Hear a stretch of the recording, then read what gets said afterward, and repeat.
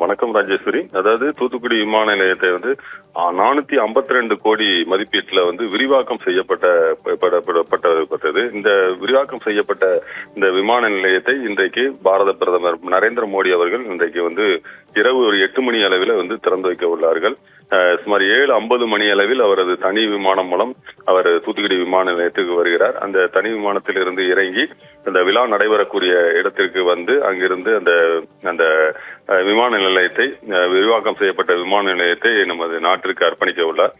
இதனை முன்னிட்டு விமான நிலையம் மற்றும் சுற்றியுள்ள கிராமங்களில் பலத்த போலீஸ் பாதுகாப்பு போடப்பட்டுள்ளது.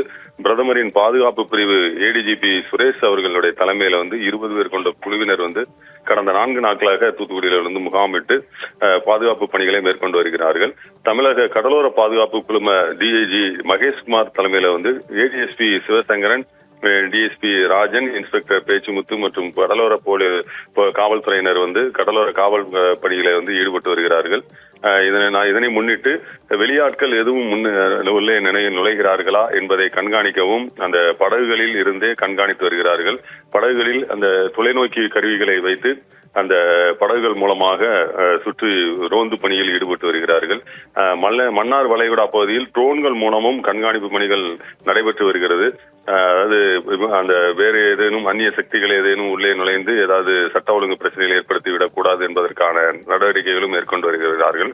கடலோர பாதுகாப்பு குழும போலீசார் 75 பேர் ரோந்து படகுகளில் அந்த ரோந்து பணியில் ஈடுபட்டு வருகின்றார்கள். மன்னார் வளைகுடா பகுதி முழுவதும் ட்ரோன்கள் மூலமாக கண்காணிக்கப்படுகிறது. மேலும் பிரதமர் வருகையை முன்னிட்டு காவல்துறையினர் அந்த வழியில் நிறைய அதாவது விமான நிலையம் வருகிற வழியில் ஒரு சில போக்குவரத்து மாற்றங்களை ஏற்பாடு செய்துள்ளார்கள். இதனை முன்னிட்டு இன்றைக்கு மதியம் 2 மணி முதல் இரவு 10 மணி வரை தூத்துக்குடி நெல்லை வழியே செல்லக்கூடிய அந்த கனரக வாகனங்களுக்கு, சரக்கு வாகனங்களுக்கும் தடை செய்யப்பட்டுள்ளது. வாகைக்குளம் விமான நிலையத்தை கடந்து செல்ல கனரக வாகனங்கள் மற்றும் சரக்கு வாகனங்களுக்கு அனுமதி கிடையாது என்றும், மாற்று ஏற்பாடாக மங்களகிரி விலக்கு, அதாவது தூத்துக்குடியிலிருந்து விமான நிலையம் செல்லும் வழியில் மங்களகிரி விலக்கு என்ற ஒரு பகுதி உள்ளது. இந்த பகுதியில் வலது பக்கமாக போக்குவரத்து வாகனங்கள் அனைத்தும் திருப்பி விடப்படுகிறது. இதனால் இவர்கள் பேரூரணி வழியாக இவர்கள் மீண்டுமாக திருநெல்வேலி ரோட்டை சென்று அடைந்து திருநெல்வேலி செல்ல வேண்டிய சூழல் ஏற்பட்டுள்ளது. அதே போல் அங்கிருந்து வருபவர்களும் அந்த வாகைக்குளத்தில் இருந்து இடது பக்கமாக திரும்பி பேரூரணி மங்களகிரி விலக்கு வழியாக இவர்கள் தூத்துக்குடிக்கு வர வேண்டும். இப்படியான ஒரு போக்குவரத்து மாற்றமும் ஏற்பாடு செய்யப்பட்டுள்ளது. நிகழ்ச்சிக்கு வரக்கூடிய மிக முக்கிய நபர்களின் வாகனங்களை தவிர மற்ற வாகனங்கள் எதுவும் விமான நிலையத்திற்குள் உள்ளே அனுமதி இல்லை என்ற ஒரு அறிவிப்பும் அறிவிக்கப்பட்டுள்ளது. மற்றும் செய்தியாளர்கள் மற்றும் அங்கு பணியாற்றுகிறவர்கள் எல்லோருக்கும் அடையாள அட்டை வழங்கப்பட்டுள்ளது. அவர்களுடைய போட்டோ ஒட்டிய புகைப்படங்கள் ஒட்டிய அந்த அடையாள அட்டைகள் வழங்கப்பட்டுள்ளது. அதனை கண்காணித்து அவர்கள் உண்மையான நபர்கள் தானா என்பதை அவர்கள் விசாரித்து தான் உள்ளே அனுப்பப்படுகிறார்கள்.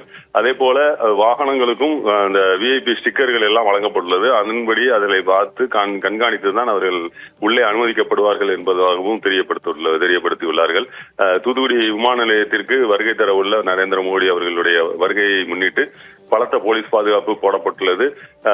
விமான நிலைய திறப்பு விழாவுக்கான அனைத்து ஏற்பாடுகளும் முடிக்கப்பட்டு தயார் நிலையில் இப்பொழுது வைத்துள்ளார்கள்.